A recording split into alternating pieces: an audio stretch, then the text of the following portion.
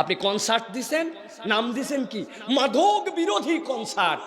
যাওয়া যায় না বিড়ির গন্ধে, বিড়ির কুণ্ডলিতে উপর দিয়ে হাওয়া ওঠে। যেই বেটা জীবনে কোনোদিন বিড়ি খায় নাই, ও অনেকক্ষণ খেসতে খেসতে বলছে আর তো দম পাই না, দে তো দোস্ত। কোনোদিন খাইনি, তাও কাশতে কাশতে টানে।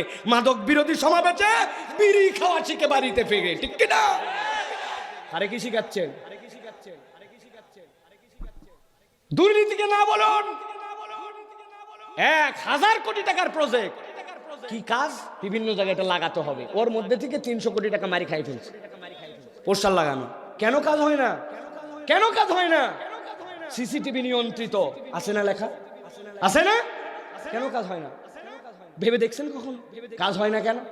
আমি গেছি এক পাসপোর্ট অফিসে 10 বছর আগে, তখন কেবল নতুন সিসিটিভি, বাংলাদেশ ত্রাস, যে কোনো জায়গায় সিসিটিভি। আমার নতুন পাসপোর্ট বানাতে হবে, আগের তার মেয়াদ শেষ, হজে যাবো তাড়াহুড়া, আমার খালি ঘুরে